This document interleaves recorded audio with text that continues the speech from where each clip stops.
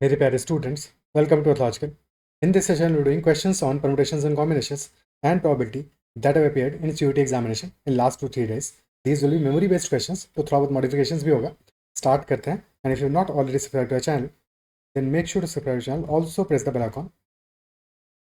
And साथ में मुझे मैसेज भी कर सकते हो ऑन टेलीग्राम @ADITYKT और व्हाट्सएप चैनल भी ज्वाइन कर सकते हो. सो फर्स्ट क्वेश्चन, स्टार्ट में पहले कुछ पीएनसी क्वेश्चंस करेंगे, देन प्रोबेबिलिटी क्वेश्चंस करेंगे. The first question from a group of 5 men and 3 women. A committee of 3 is to be formed such that it contains at least one woman. In how many ways this is possible? Total 5 men are there, 3 women are there, and we have to form a committee of 3 members such that there is at least one woman. ठीक है, at least one woman must be there. क्या क्या cases बन सकते हैं? Whether it could be one woman and 2 men, or 2 women and 1 man, or all 3 women. Because at least one woman should be there. 3 cases are possible. Number of ways in first case, 1 woman out of 3, तो 3C1 into 5C2, और यानी addition plus 2 women out of 3, 3C2 into 5C1 plus 3C3. First case में number आ जाएगा 3 into 10 30. Second case में 3 into 5 15, और last case में 1 3 30 plus 15 plus 1, answer will be 46 in total. Okay, ठीक है. या तो ऐसे सोच सकते थे या ऐसा कर सकते थे, टोटल केसेस निकाल लेते, उसमें से उन केसेस को सब्ट्रैक्ट करते जबकि देयर वाज नो वुमन, तो बाकी इस बचे हुए केसेस में we would definitely be having at least one. Total cases निकाल लेते, total cases of forming a committee minus cases when there was no woman with 0 woman, यानी कि ऑल मेन कमिटी. ठीक है, सो टोटल केसेस कितने आएंगे? 5 + 3 8 में से 3 सेलेक्ट करना है, 8C3 minus cases with 0 woman, यानी कि 5 मेंस में से ही हमें 3 सेलेक्ट करना है, 5C3. 8 into 7 into 6 by 6 यानी 56 टोटल वेज आते हैं, minus 5C3 is equal to 5C2 10, 46 हमारा आंसर हो जाता. Okay, next question. In how many ways can the letters of the word Apple be arranged? Apple के letters को कितने veg में अरेंज कर सकते हैं? 5 लेटर्स हैं, but out of these 5 2 are identical, तो 5 फैक्टोरियल वेज में होता है in general, but since 2 P's are identical, तो डिवाइड बाई 2 फैक्टोरियल कर दोगे, आंसर आ जाएगा 60. Next question. In how many ways can letters of the word digital be arranged so that all the vowels always come together? Vowels सारे के सारे साथ में आएंगे. टोटल लेटर्स कितने हैं? DIGI, 7 letters in the total. And out of these 7 letters हमारे पास 2 I's are there which are identical. तो हमारे पास vowels कितने हैं? IIA. There are 3 vowels और इनको रखना है साथ में, तो इनको एक ग्रुप बना देते हैं. जिसको साथ में रखना है उन सबका एक ग्रुप बना देते हैं. ठीक है, और फिर apart from that we have D, G, T and L. Rest of all are distinct. तो एक ग्रुप ने बना लिया जिनको साथ में रखना है. टोटल कितने हो गए ग्रुप्स हमारे पास? टोटल वी हैव 5 ऑब्जेक्ट्स जिनको अरेंज करना है, तो we can arrange them in 5 factorial ways. And then out of these 5 objects हमारे पास एक ऑब्जेक्ट है जिसमें वॉवेल साथ में है. इन दैट ऑब्जेक्ट वॉवेल्स आपस में तो अरेंज हो सकते हैं, साथ में है बट आपस में अरेंज हो सकते हैं, तो that will be equal to 3 factorial. But since 2 I's are identical, तो divide by 2 factorial. This will be our total number of ways, which will be 120 into 3, 360. So total ways of arrangement will be equal to 360 in this case. Okay. Next question. In how many ways can 6 people be seated around a circular table if 2 particular people must always sit together? तो इस बार भी हमें क्या है condition? 2 people must sit together, और हमें arrangement करना है, सर्कुलर अरेंजमेंट करना है. They must be seated around a circular table. तो इन जनरल सर्कुलर अरेंजमेंट के वेज क्या होते हैं? n-1 factorial. For linear arrangement, number of ways are n factorial. For circular arrangement, that is n-1 factorial. But यहाँ पे condition additional क्या है कि 2 people must always sit together. ठीक है, तो उन दोनों को साथ में बिठा देते हैं. मान लेते हैं पर्सन हमारे पास है A, B, C, D, E and F, and A and B have to be seated together, तो उनको साथ में कर दो, उनका ग्रुप एक ही कर दो. सो अब कितने बचे हमारे पास ग्रुप? टोटल 5 ग्रुप्स बचे, because 2 are in 1 group only.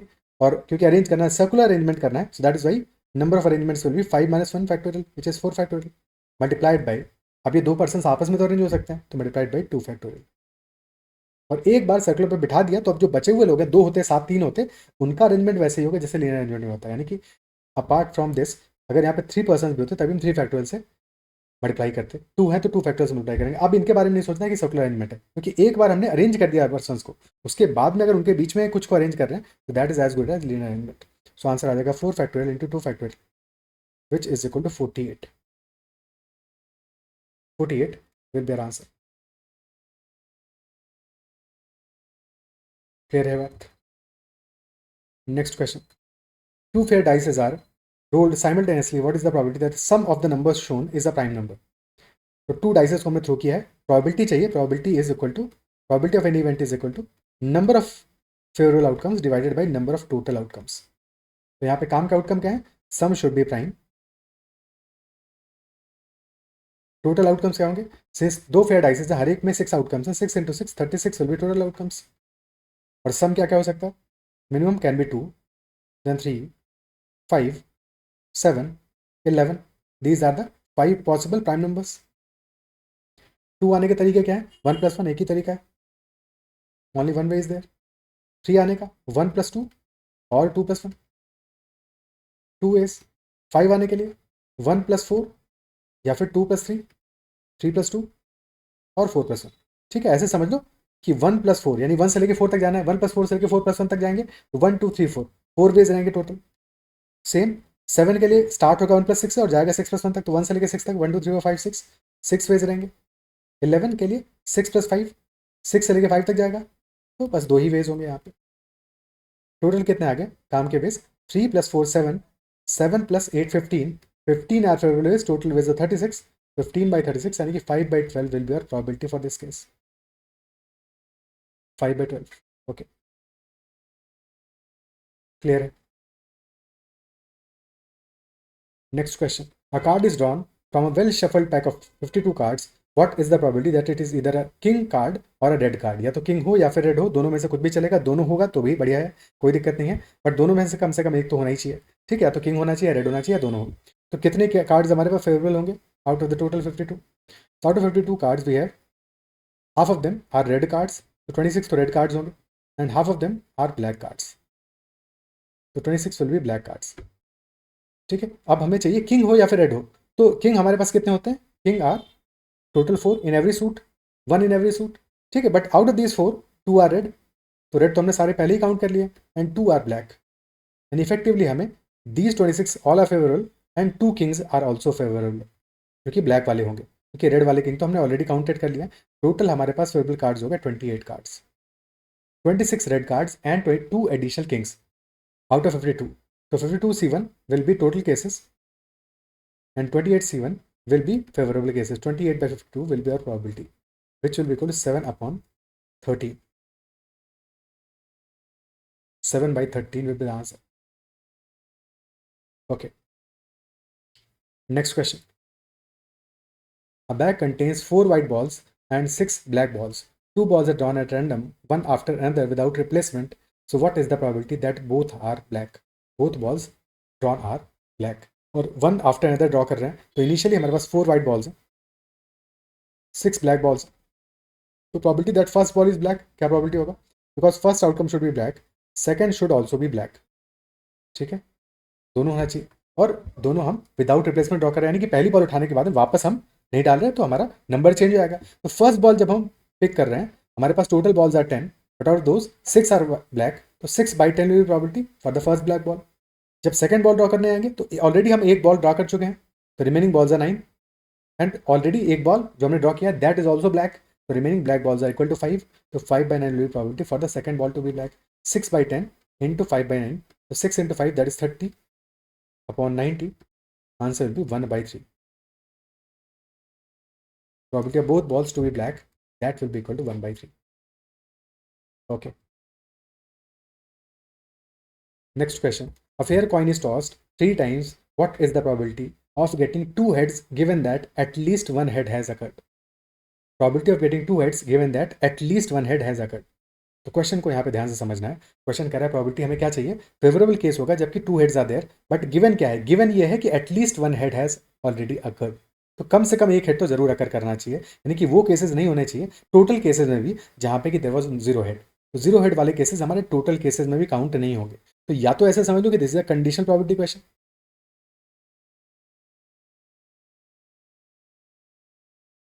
But फिर अननेसेसरली कंफ्यूज हो गए उसमें, तो उससे बेटर है ऐसे समझ लो कि यहाँ पे हमारा सैंपल स्पेस सारे के सारे आउटकम्स नहीं है, sample space is that those outcomes where at least 1 head has occurred. तो हमें बस उन्हीं केसेस पे कंसर्न रहना है जहाँ पे कि कम से कम एक हेड आकर किया है, ठीक है। टोटल केसेस क्या आएंगे, क्योंकि देर आर टोटल 3 टाइम्स हमने कॉइन टॉस कराया है, तो टोटल केसेस क्या आएंगे, 8 आएंगे, 2 × 2 × 2, ठीक है। बट उनमें से हमें वही केसेस लेने हैं जबकि हमारे पास एटलीस्ट 1 हेड आया हो, ठीक है। सारे केसेस काउंट कर लेते हैं, लिख लेते हैं समझने के लिए, बाकी अदरवाइज बाद में समझ ही लेंगे कि क्योंकि हमें एक ही केस एलिमिनेट करना पड़ेगा जहाँ पे सारे टेल आए हैं, उसके अलावा बाकी सारे के सारे केसेस में they will be at least 1 head, यानी कि 7 केसेस हमारे काम के होंगे। Head head head head head tail head tail head, ठीक है। Head tail tail tail head head tail head tail tail tail head and tail tail tail. Now apart from this one case जो कि eliminate करना पड़ेगा, because there are 0 heads, in every other case we have at least 1 head, we have greater equal to 1 head. तो ये 7 cases सारे के सारे काम के हैं, और इनमें से favourable cases will be those cases where we are getting exactly 2 heads, है कि this will be this case and this case. या ऐसे समझ लो कि टोटल 3 आउटकम्स हैं, उनमें से 2 हेड्स प्लेस करने हैं, 3 से 2 वे से प्लेस कर सकते हो, ठीक है। So total 3 cases are there where we have exactly 2 heads, so probability will be equal to 3/7, answer आ जाएगा 3/7। क्या ये क्लियर है, ठीक है।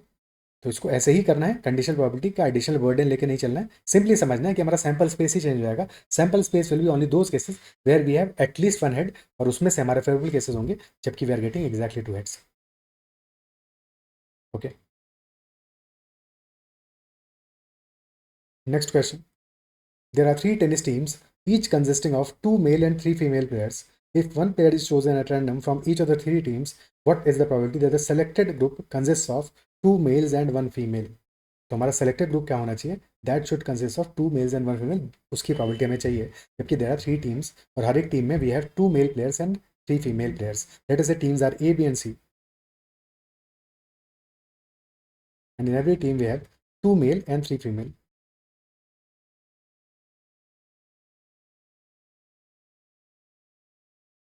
Additionally, we are choosing one player at random from each of the 3 teams such that हमारे पास क्या हो कि that the group selected group consists of 2 males and 1 female,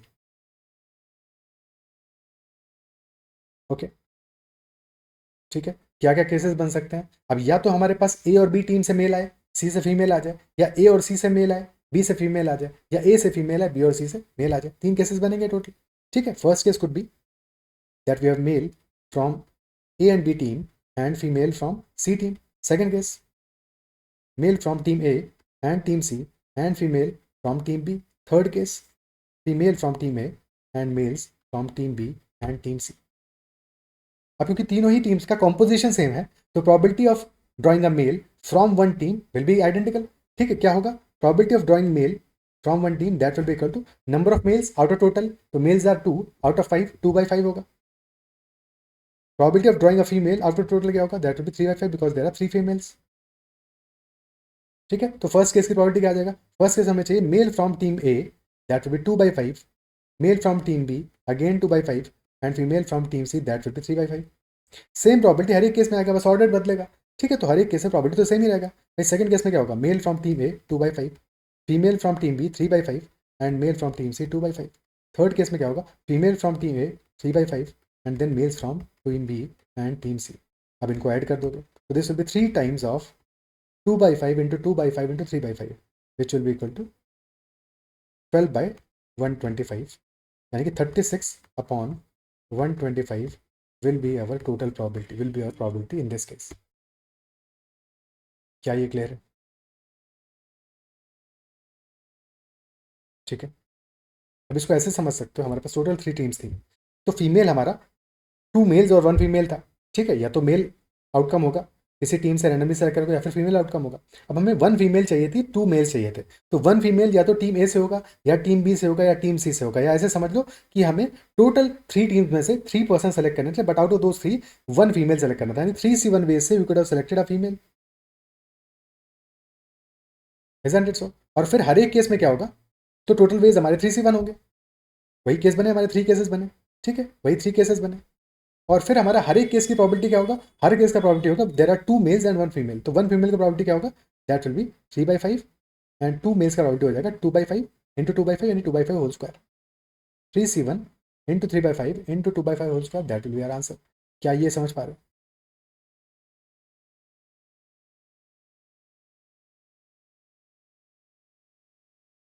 ठीक है, क्या ये क्लियर है?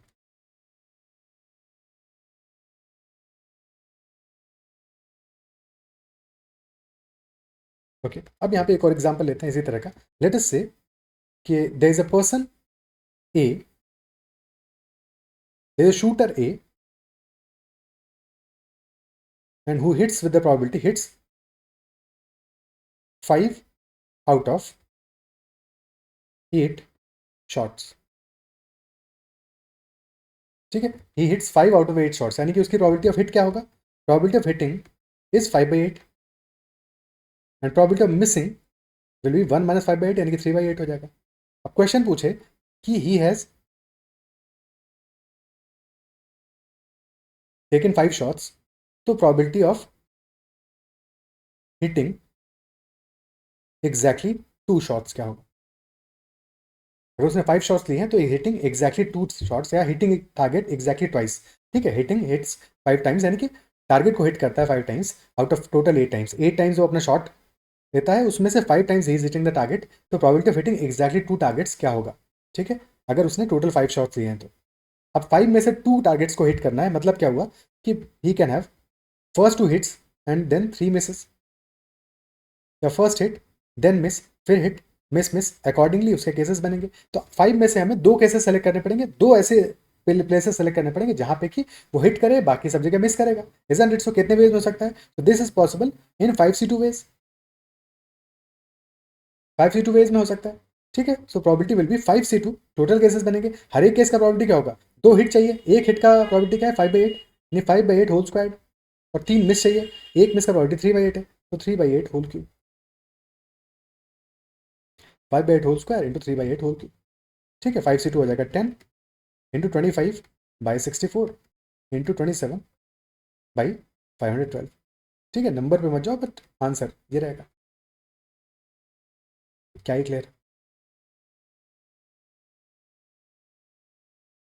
ठीक है, क्या मैसेज समझ में आ रहा है? इन जनरल बोले तो NCR, अगर हमें R हिट्स चाहिए, R times he is hitting target out of N, तो NCR will be total number of ways multiplied by hit करना है उसको R टाइम्स, तो हिट करने की probability of hitting to the power R into probability of missing to the power N - R।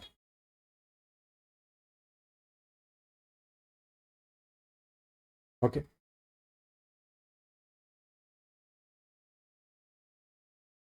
ठीक है। So these are all the questions in this session. I believe जो भी बातें मेरे से सारी समझ आएंगी। फिर भी कहीं किसी क्वेश्चन में डाउट रहता है, थोड़ा सा भी डाउट रहता है, तो कमेंट जरूर मेंशन करना, अपना फीडबैक जरूर कमेंट सेक्शन में देना। सेशन अगर पसंद आया तो उसको लाइक जरूर करना है, साथ में चैनल को सब्सक्राइब नहीं किया है तो उसे करना। That's all for this session. Bye bye, take care and keep learning.